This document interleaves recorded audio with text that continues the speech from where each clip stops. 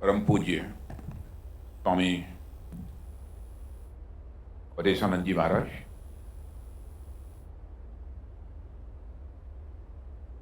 पांचजन के संपादक श्री हितेश शंकर जी और हमारे सुनील अंबेकर जी यहाँ पर बैठे हैं, अखिल भारतीय शाहकारवाह और श्रीमान नरेंद्र ठाकुर जी, उत्तर प्रदेश के उप मुख्यमंत्री श्री ब्रजेश पाठक, भारत भूषण जी अरोड़ा, यमडी भारत प्रकाशन, प्रफुल्ल केतकर जी आरएनआईआर संपादक, एवं यहाँ मौजूद सभी सम्मानित देवियों व सज्जनों। सबसे पहले तो मैं पांचजन्य पत्रिका की पूरी टीम को बधाई देता हूं कि आज आप लोगों ने अपनी यात्रा में एक बहुत बड़ा मील का पत्थर उसे पार करने में कामयाबी हासिल की है। आजाद भारत की प्रमुख साप्ताहिक पत्रिकाओं में राष्ट्रवादी विचारधारा से ओतप्रोत यह पांचजन्य ने अपनी यात्रा के 75 वर्ष पूरा कर देना भारतीय पत्रकारिता जगत की एक सामान्य घटना नहीं मानता हूं, बल्कि इसे मैं एक महत्वपूर्ण घटना मानता हूं। साथियों, भारत में पत्रकारिता की शुरुआत ही सामाजिक सुधारों और आजादी के हथियार के तौर पर हुई थी। उस वक्त पत्रकारिता एक मिशन थी, देश को आजाद कराने की और गुलामी से मुक्ति दिलाने की। और आजादी की लड़ाई में पत्रकारिता जागृत और जोश पैदा कर रही थी। शायद इसीलिए अकबर इलाहाबादी ने लिखा, खींचो न कमानों को न तलवारों को, जब दो मुकाबिल हो तो अखबार निकालो।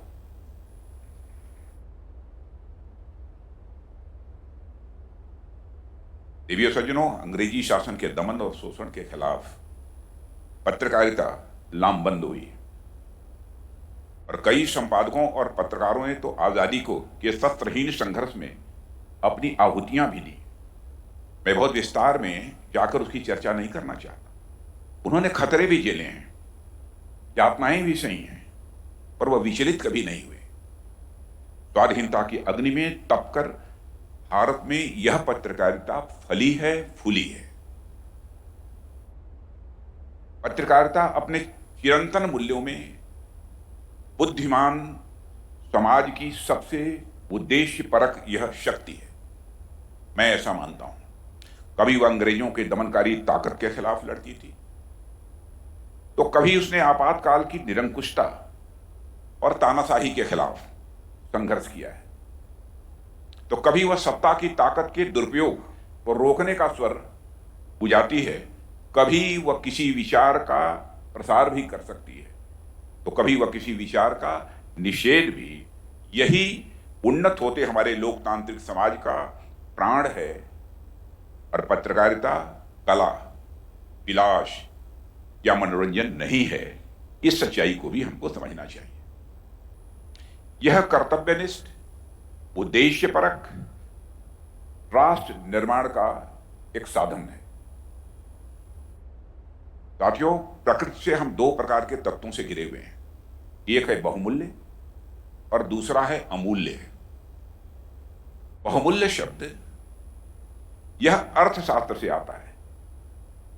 वह वस्तुएं जो कम हैं उन्हें बहुमूल्य कहते हैं। उनकी कीमत अधिक है, या आवश्यक नहीं कि वह वस्तु सबके लिए जरूरी हो। ऐसा भी नहीं है कि इसके बिना काम नहीं चल सकता, लेकिन जिन्हें यह चाहिए उनके लिए वह पर्याप्त नहीं है। जैसे सोना, चांदी, हीरा, यह सब सारी चीजें बहुमूल्य कही जाएंगी। और अमूल्य वह है जो सबको चाहिए और जिसका कोई विकल्प नहीं है। जैसे हवा है, पानी है, आकाश है, अग्नि है, इनका कोई मूल्य नहीं है, लेकिन यह अमूल्य है क्योंकि इसके बिना जीवन किसी भी सूरत में संभव नहीं है।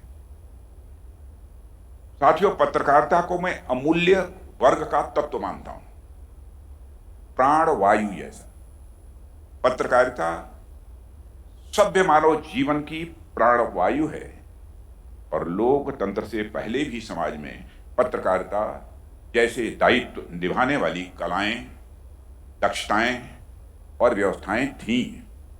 भारत में प्राचीन नाटक, ग्रंथ, काव्य जो इस उद्देश्य को सदैव पूरा करते थे।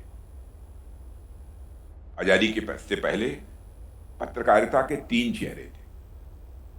पहला आजादी की लड़ाई को समर्पित, और दूसरा सामाजिक उत्थान के लिए समर्पित, और तीसरा समाज सुधार, रूढ़ियों और कुरीतियों का विरोध करने वाली पत्रकारिता का था। ये 3 चीजें,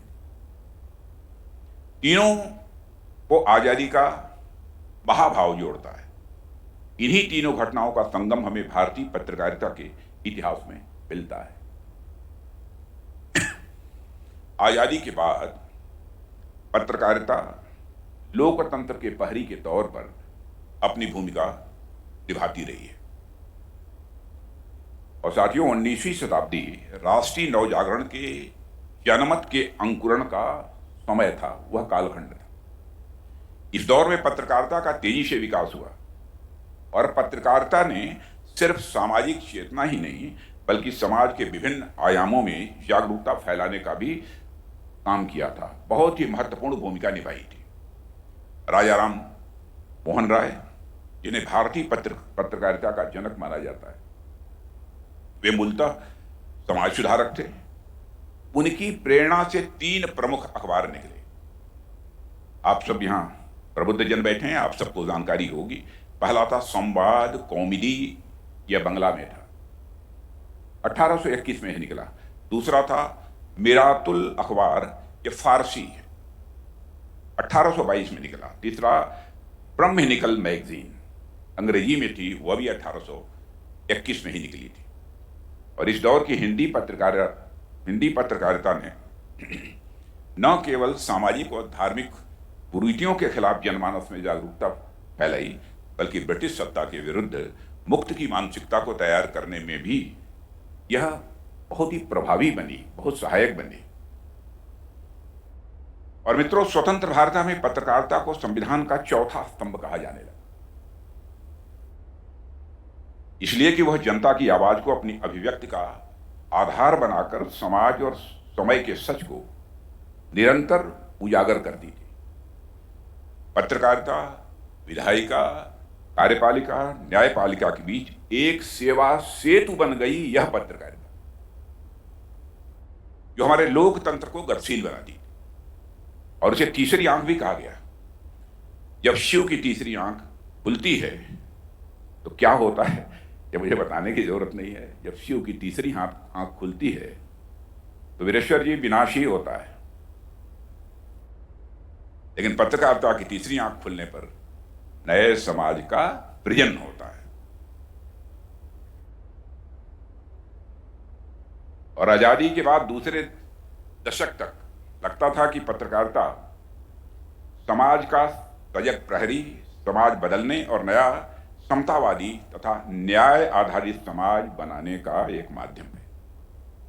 आज आप ऐसी बातें करें, लोग हंसने लगेंगे। अब क्या कह रहे हैं, आज लोग तोप का मुकाबला करने के लिए नहीं बल्कि कुछ और कमाने के लिए अखबार निकाल। इस दौर में शायद अकबर इलाहाबादी गलत हो गए, मैं उसकी चर्चा नहीं करूंगा। इसके बावजूद बहुत सारी पत्रकारिताओं में यह है जो उद्देश्य परक पत्रकारिता कर रही हैं, इसमें कहीं दो राय नहीं है। उद्देश्य परक पत्रकारिता से ही समाज और देश के निर्माण की उम्मीद की जा सकती है। पांचजन्य की 75 साल की पत्रकारिता इसी प्रकार की उद्देश्य परक संकल्पबद्धता का एक इतिहास है। जिस संकल्प के साथ भारत में पत्रकारिता जन्मी है, उस संकल्प के साथ। और मित्रों, स्वतंत्रता प्राप्त के फौरन बाद 14 जनवरी 1948 को आवरण पृष्ठ पर इसकी चर्चा भी कर रहे थे, लेकिन यह नहीं बतलाया उन्होंने, हितेश जी ने, कि आवरण पृष्ठ पर क्या, यह नहीं बतलाया कि आवरण पृष्ठ पर क्या था। भगवान कृष्ण के शंखनाद के साथ पंडित दीनदयाल जी के दिशा निर्देशन और अटल जी के संपादकत्व में पांचजन्य साप्ताहिक प्रारंभ हुआ था। और यह पत्रिका स्वाधीनता आंदोलन के प्रेरक आदर्शों एवं राष्ट्रीय लक्ष्यों का स्मरण दिलाते रहने के संकल्प का उद्घोष था। और इस पत्रकारिता का नाम श्री कृष्ण के पांचजन्य शंख के नाम पर रखा गया। सच्चाई यह है, पेशे से न तो दीनदयाल जी पत्रकार थे और न तो पेशे से अटल जी ही ने कोई पत्रकारिता का कोर्स किया था। वो पेशे से वो भी पत्रकार नहीं थे। ये दोनों विभूतियां एक विचार से प्रेरित होकर तब पत्रकारिता जगत में आए और इस दायित्व के लिए जिस तरह की दृष्टि और प्रतिबद्धता की आवश्यकता थी, उसका दोनों ने ही बखूबी निर्वहन भी किया। साथियों, दीनदयाल जी और अटल जी दोनों के भीतर पत्रकार कम और साहित्यकार का स्वभाव अधिक था। यह आपने भी अनुभव किया होगा। दीनदयाल जी से तो हमारी भेंट नहीं थी, लेकिन अटल जी से तो बहुत ही नजदीक का रिश्ता रहा है। इसके बावजूद लेकिन दीनदयाल जी के बारे में भी लोग बतलाते हैं, उसी आधार पर मैंने ये आपके सामने बात रखी। इसके बावजूद दोनों ने मिलकर जहां पत्रकारिता को राष्ट्रवादी तेवर और कलेवर दिया, वहीं देश और समाज में एक जागरूकता भी पैदा की, जिसकी आजादी के तुरंत बाद बहुत ही अधिक आवश्यकता भी थी।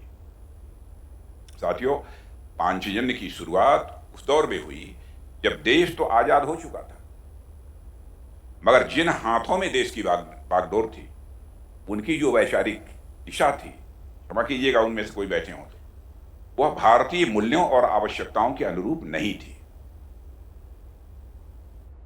जब भारत आजाद नहीं था, तब भी हमारे देश के कई राष्ट्रीय नेताओं ने बिना पत्रकारिता की कोई औपचारिक डिग्री लिए हुए पत्रकारिता के माध्यम से देश और समाज का जागरण किया था।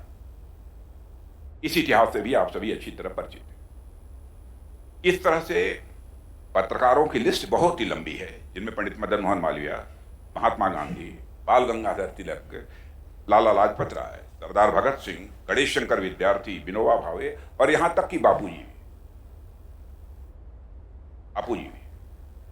पंडित दीनदयाल जी उपाध्याय इसी राष्ट्रीय परंपरा की एक महत्वपूर्ण कड़ी थे। जब वे पांचजन्य और राष्ट्र धर्म के माध्यम से सार्वजनिक जीवन में सक्रिय थे, उस समय उनका राजनीति में पदार्पण नहीं हुआ था, उसके बाद हुआ है। उस समय दीनदयाल जी के लिए पत्रकारिता ही एकमेव मिशन था और सच्चे स्वयंसेवक की तरह वह न केवल स्वयं इस काम को पूरे मनोयोग से कर रहे थे, बल्कि साथ साथ राष्ट्रवादी पत्रकारिताओं की एक पूरी श्रृंखला भी तैयार करने में बहुत ही महत्वपूर्ण भूमिका पंडित दीनदयाल जी उपाध्याय ने निभाई। मैं कितने नाम लूं? अटल जी का नाम तो मैं ले ही चुका हूं, अडवाणी जी, बालेश्वर अग्रवाल जी, राजीव लोचन जी अग्निहोत्री, बचनेश त्रिपाठी जी, रामशंकर अग्निहोत्री जी, KR मलकानी जी, यादवराव देशमुख जी, देवेंद्र स्वरूप जी, भानु प्रताप जी शुक्ला, ये सारे राष्ट्रवादी पत्रकारिता जगत के दिग्गज और दीनदयाल जी की प्रेरणा से ये लोग काम कर रहे थे। जब पानी हमको भिजवा दिए। एक और नाम मुझे याद आ रहा है, वह है तेलूराम काम्बोज जी का। गाजियाबाद के रहने वाले थे। इनमें बहुत सारे लोगों को आश्चर्य हो रहा होगा, इस श्रेणी में तेलूराम जी काम्बोज, लेकिन वह है तेलूराम जी काम्बोज जो उत्तर प्रदेश के गाजियाबाद में प्रलयंकर अखबार निकालते थे। और जब मैं वहां का सांसद बना तो मैंने कहा तेलूराम काम्बोज जी अब गाजियाबाद के महापौर बनेंगे, इसलिए भारतीय जनता पार्टी ने उनको प्रत्याशी भी बनाया और मेयर बने भी गए। एक पत्र निकालते हैं, आप में से कुछ लोग उनसे पहले बहुत मिले भी होंगे, पर शायद ये नहीं जानते होंगे उनके पत्र का नाम प्रलयंकर किसने रखा था। मैं आज आपको जानकारी दे रहा हूं कि उनके समाचार पत्र प्रलयंकर का नाम दीनदयाल जी ने ही रखा था, इसलिए मैंने उसकी चर्चा की है। मैंने किसी किताब में देखा था, यहां इस बात का वर्णन है कि दीनदयाल जी पहले पांचजन्य का नाम प्रलयंकर ही रखना चाहते थे, इन्हीं कारणों से वह संभव नहीं हो सका। मगर अच्छी बात यह है कि दीनदयाल जी के प्रेरणा से पांचजन्य और प्रलयंकर दोनों आज भी प्रकाशित हो रहे हैं। प्रलयंकर भी आज भी प्रकाशित हो रहा है। मेरा तो मानना है इस बात पर अलग से शोध किया जाना चाहिए कि पंडित दीनदयाल जी उपाध्याय की प्रेरणा से देश में कितनी पत्र और पत्रिकाओं की शुरुआत हुई, इस पर रिसर्च किया जाना चाहिए, और कितनी आज भी प्रकाशित हो रही है। हो सकता है कि पांचजन्य और प्रलयंकर के अतिरिक्त और भी कुछ पत्रिकाएं ऐसी हों जो आज भी प्रकाशित हो रही हैं। दैनिक समाचार पत्र स्वदेश का भी प्रकाशन दीनदयाल जी की प्रेरणा से ही प्रारंभ हुआ।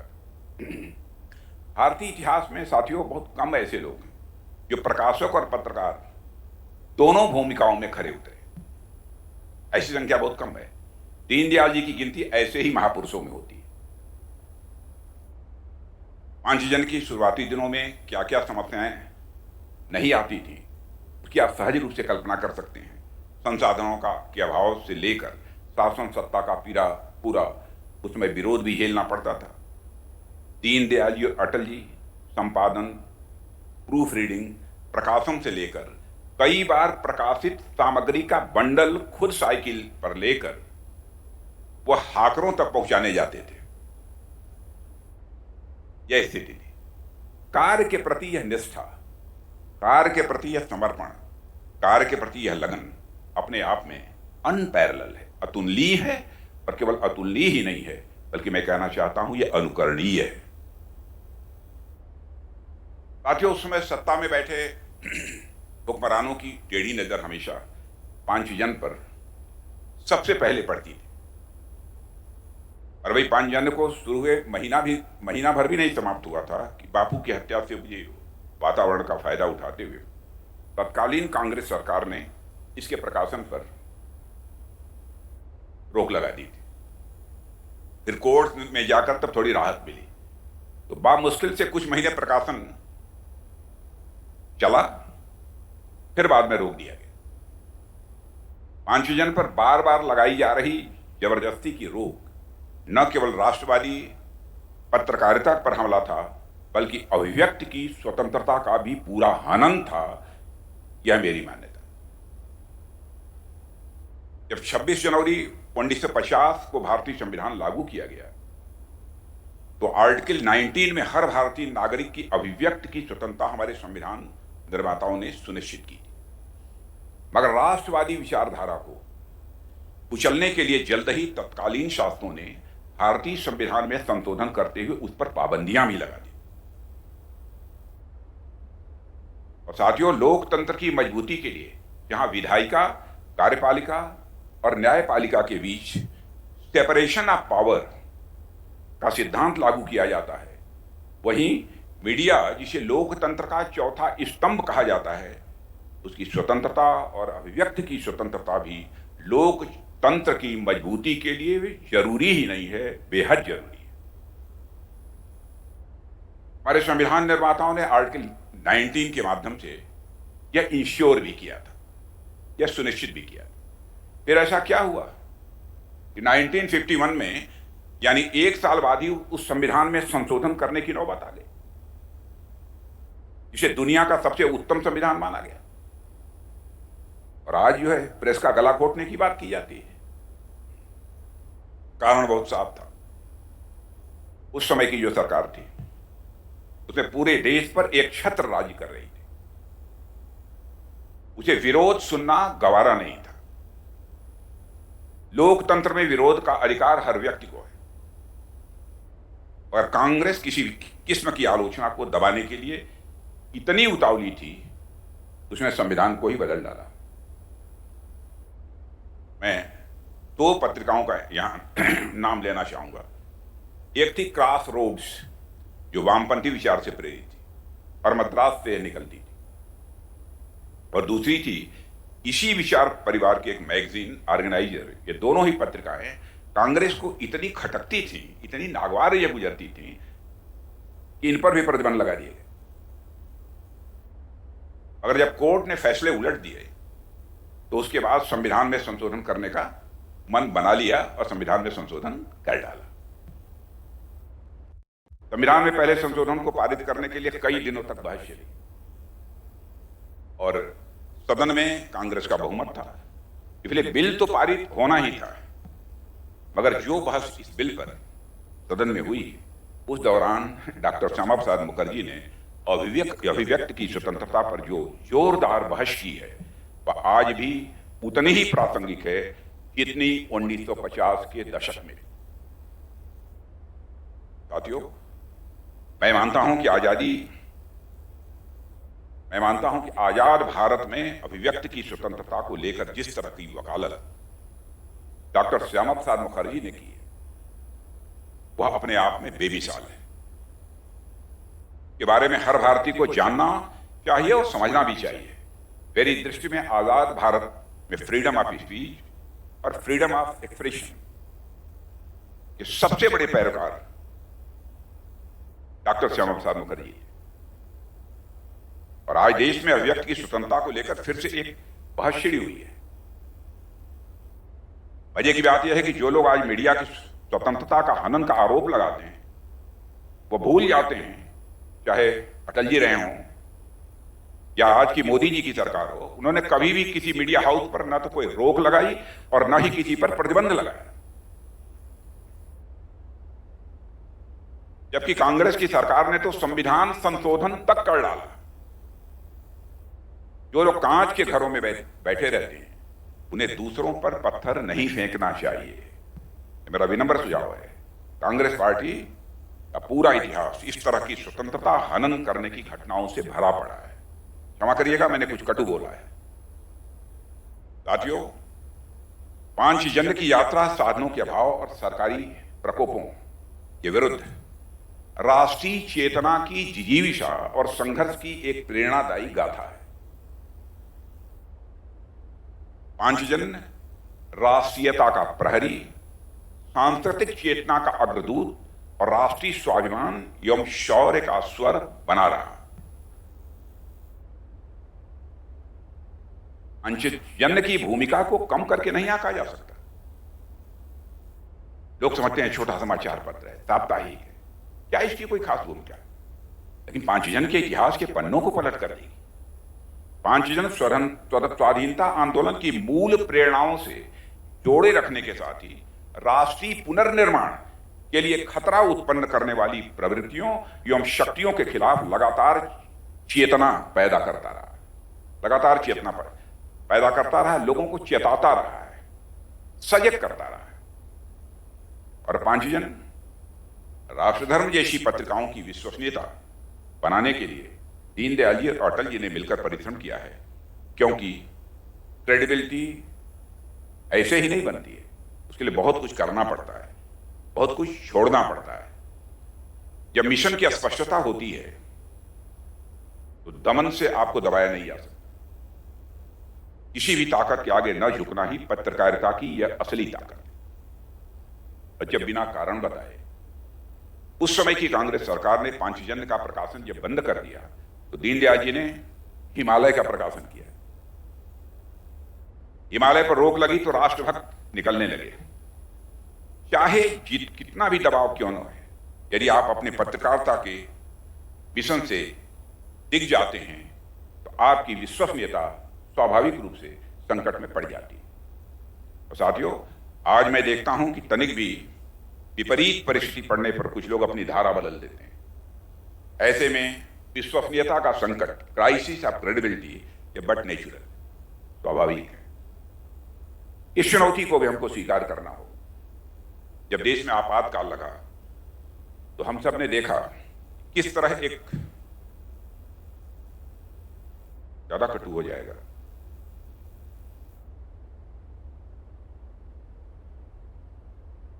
मीडिया के ही एक थे, सत्ता के सामने रेंगने लगे थे, लेकिन बहुत सारे ऐसे वर्ग थे जो डटे रहे, वो बधाई के पात्र हैं, उनका अभिनंदन करता हूं। एक बड़ा मीडिया ग्रुप था। मैं पांचजन्य की विश्वसनीयता को प्रामाणिकता मानता हूं, क्योंकि किसी भी दबाव या दमन के कारण आपने अपने विचार की दिशा नहीं बदली है और देश हित में आपको जो कुछ भी उचित लगा है उसे बेबाकी से जन सामान्य के सामने इस पांचजन्य ने रखा है। चाहे वो 1962 का समय हो या आपातकाल का समय रहा, पांचजन्य ने हमेशा मुद्दों की बात उठाई है जो देश और समाज हित से जुड़े होते हैं। यदि मैं कहूं कि अपने 75 वर्षों की लंबी यात्रा में पांचजन्य ने राष्ट्रहित के प्रहरी के रूप में काम किया है तो यह कहना भी अतिशयोक्तिपूर्ण नहीं होगा। साथियों, आप सब जानते हैं कि भारत में पत्रकारिता का जन्म ही विदेशी आक्रांताओं से लड़ने के लिए हुआ। एक अंग्रेज बहादुर जेम्स ऑगस्ट हिक्की ने जो पहले अखबार इस देश में निकाला वह भी धंधे और मुनाफे के लिए नहीं था। उसका भी उद्देश्य भी ईस्ट इंडिया कंपनी के घोटालों का भंडाफोड़ करना था। उस अखबार का भी काम। हिक्की के कुछ बिल सरकारी दफ्तरों में रोके गए थे जिसके लिए रिश्वत मांगी जा रही थी। उसके विरोध में हिक्की ने भारत में पत्रकारिता की शुरुआत की। यानी भारत में किसी अंग्रेज ने अखबार निकाला तो अंग्रेजी प्रतिष्ठान के खिलाफ ही निकाला। यह है भारत का चरित्र, भारत की मिट्टी का करिश्मा है, भारत की संस्कृति का करिश्मा है। यदि अंग्रेज ने भी यहीं से यदि अखबार निकाला तो वो भी जो अंग्रेजों का प्रतिष्ठान था, सत्ता का प्रतिष्ठान था, उसके खिलाफ ही निकाला। उसका काम अन्याय से लड़ना और सामाजिक, सांस्कृतिक और राजनीतिक रूप से लोगों के अंदर एक राष्ट्रीय चेतना जगाना था। यह उद्देश्य था। भारतेंद्र बाबू हरिश्चंद्र ने उद्देश्य परक और प्रयोगधर्मी पत्रकारिता की भी अलग जगाई। उससे भी हम सभी अच्छी तरह परिचित हैं। साथियों, यह 1877 में पंडित बालकृष्ण भट्ट ने हिंदी प्रदीप निकालकर मिशन पत्रकारिता की एक शुरुआत की। मामना मालवीय ने अपने दृढ़ निश्चयी पत्रकारिता से आजादी और सांस्कृतिक राष्ट्रवाद के औजार गढ़े थे। गांधी जी ने अपने पत्रों के जरिए समाज और राजनीति को एक नई दिशा दी और आजादी के अहिंसक आंदोलन को एक वैचारिक आधार दिया, एक तेवर दिया था।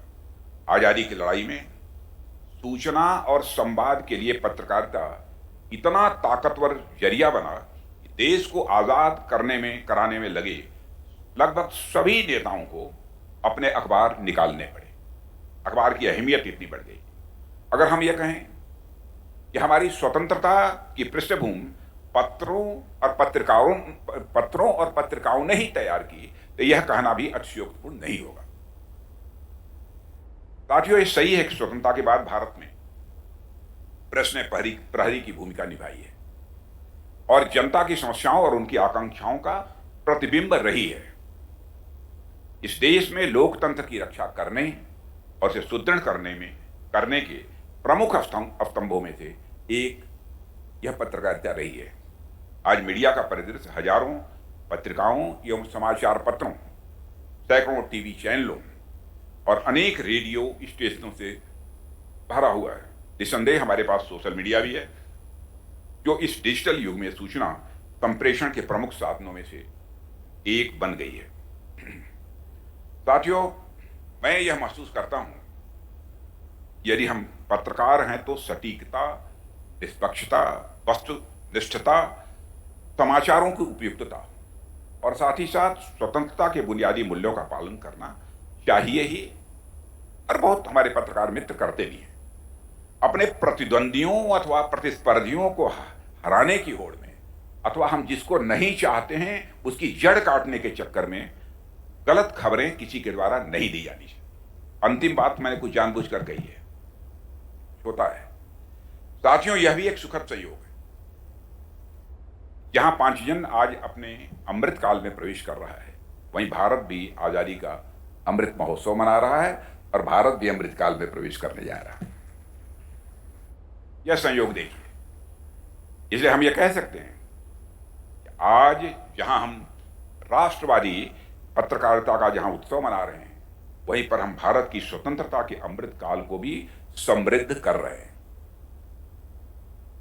साथियों, पांचजन्य केवल समाचार विचार का माध्यम मात्र नहीं है, बल्कि राष्ट्रवादी विचारधारा का दर्शन है और अभिव्यक्ति भी है। लोग कई बार पूछते हैं कि राष्ट्रवादी पत्रकारिता क्या होती है और उसकी क्या क्रेडिबिलिटी है।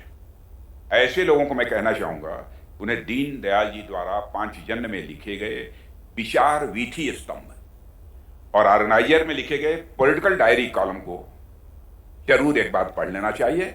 मुझे बतलाने की जरूरत नहीं पड़ेगी, ये सारी चीजें अपने आप समझ में आ जाएंगे। उनके द्वारा लिखे गए सारे कॉलम से मैंने कुछ पढ़ा भी है और समय समय पर लिखे गए उनके लेख उस समय देश की सामाजिक, आर्थिक और सांस्कृतिक नीतियों पर एक बेबाक टिप्पणी करते हैं। कुछ तो उठाकर पढ़िए। जिन लोगों ने पढ़ा उनसे मैं आग्रह करना चाहता हूं, ये बातें पहले हम लोग की रुचि थी इसमें, जब हम लोग संघ के स्वयंसेवक थे, चीजों को पढ़ते थे। वे बातें आज भी उतनी ही प्रासंगिक हैं जितनी उस समय प्रासंगिक थी। तो साथियों, एक लेखक और पत्रकार के साथ साथ संपादक के रूप में भी पंडित दीनदयाल जी उपाध्याय का पांचजन्य पर एक खासा प्रभाव पड़ा है। और एक घटना मैंने कहीं पढ़ी थी, जब एक हेडलाइन लगाई जा रही थी अकाल तख्त का काल, तब उन्होंने उसको बदलवाया था। उन्होंने कहा यह उचित नहीं है और बोले कि हमें सनसनी बनने और बनाने से परहेज करना चाहिए। अब आप सोच लीजिए कितनी हेल्दी अप्रोच थी, कितनी स्वस्थ पत्रकारिता थी। कभी कभी ऐसी हेडलाइन नहीं लगानी चाहिए जो लोगों में भावना और उत्तेजना को भड़काए और जो लोगों के वेदना का भी वह कारण बने। यह घटना एक रिस्पॉन्सिबल जर्नलिज्म का मैं समझता हूं एक अच्छा उदाहरण है। और साथियों, दीनदयाल जी की तरह अटल जी ने भी पांचजन्य को अपने परिश्रम में से सजाया है, संवारा है। और अटल जी एक राजनेता थे, कवि थे, लेखक और संपादक की भूमिका भी उन्होंने निभाई और उनके भीतर का पत्रकार और कवि दोनों और अधिक निखर कर आया होता, मगर अक्टूबर 1951 में वे नवगठित भारतीय जनसंघ के संस्थापक सदस्य बने और उनकी दिशा ही जीवन की बदल गई। राजनीति में अधिक सक्रिय होने के बावजूद अटल जी पांचजन्य और हिंदी पत्रकारिता से जुड़ाव उन्होंने बराबर अपना बनाकर रखा। और मुझे जानकारी जहां तक है और जो मुझे जानकारी दी गई है, तो 1998 में जब पांचजन्य अपनी स्वर्ण शताब्दी मनाई थी, तो वे मुख्य अतिथि के रूप में लोगों के बीच आए थे। क्यों हितेश जी, कहाँ है? ये सही है, ये सही है ना? अच्छा, वो आए थे। इसलिए आज जब पांचजन्य अपनी स्थापना के 75 वर्ष मना रहा है, तो मैं इस कार्यक्रम में आकर स्वयं को अनुग्रहित महसूस कर, मुझे सचमुच इसके कारण आनंद की अनुभूति। हमारी स्थिति नहीं थी, हमारा कल ही हमारे डॉक्टर्स ने मना किया, तो मत बोलिए। मैंने कहा मैं जाऊंगा भाई, ऐसा अवसर जिंदगी में बहुत कम मिलता है। और साथियों, कई बार लोगों को लगता है कि कारपोरेट मीडिया के इस समय में कहीं हिंदी पत्रकारिता पीछे न छूट, मगर मेरा यह मानना ही नहीं है, मेरा यह विश्वास है कि भारतीय भाषाओं में पत्रकारिता का भविष्य उज्जवल था, उज्जवल है और अधिक भविष्य में उज्जवल होगा। यह बात मैं विश्वास के साथ में कहता हूं। साथियों, भारत की आजादी में अमृतकाल में, भारत की आजादी के अमृतकाल में तो भारतीय भाषाओं का महत्व और बढ़ने वाला है, क्योंकि देश अब औपनिवेशिक मानसिकता से बाहर निकलने का संकल्प ले चुका है। कैसे संकल्प ले चुका है, क्या क्या काम गवर्नमेंट ने किए है, उसमें समझता हूं विस्तार में जाकर चर्चा करने की जरूरत नहीं है। इसलिए आने वाले समय में भारत की बात भारतीय भाषाओं में ही होगी। और आज भी मैं जाता हूं, हमारे प्रधानमंत्री जाते हैं, अधिकांश नेता जाते हैं, अंतर्राष्ट्रीय मंचों पर हम अपनी ही भाषा में अपने विचार व्यक्त करते हैं। कई बार हमारे अगल बगल के कुछ जो ब्यूरोक्रेट मित्र होते हैं, कहते हैं कि साहब आप तो बोल सकते हैं। मैंने कहा है, लेकिन एक आध दो सेंटेंस कभी हो जाता है, लेकिन बराबर अपनी ही भाषा। और हमारे प्रधानमंत्री श्री नरेंद्र मोदी जी के बारे में कहना चाहूंगा, सचमुच एक संकल्प के साथ वो काम कर रहे हैं इस दृष्टि से। और उनका मानना है कि भारतीय प्रतिभा और उनकी रचनात्मकता का समुचित विकास भारतीय भाषाओं में ही संभव है, किसी दूसरी भाषा में किसी भी सूरत में संभव नहीं है।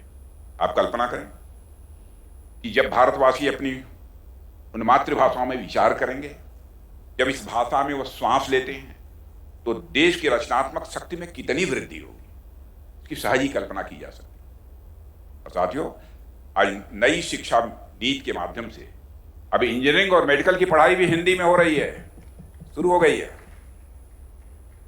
और भाषाई पत्रकारिता भी भारतीय भाषाओं के विकास से ही लाभान्वित होगी। मैं भारतीय पत्रकारिता की बात कर रहा हूं, यह भारतीय भाषाओं से ही ज्यादा लाभान्वित हो। और साथियों, मीडिया इस देश और समाज का एक अभिन्न अंग है, इसे कोई नकार नहीं सकता। और लोकतांत्रिक व्यवस्था में तो उसका महत्व स्वाभाविक रूप से अधिक बढ़ ही जाता है। हाल के वर्षों में मैंने भी देखा है, आपने भी देखा है कि मीडिया ने काफी सकारात्मक और रचनात्मक भूमिका भी निभाई है। कोरोना के संकट के समय पत्रकारों ने कर्मयोगियों की तरह काम किया और यहां तक कि स्वच्छ भारत अभियान की सफलता में भी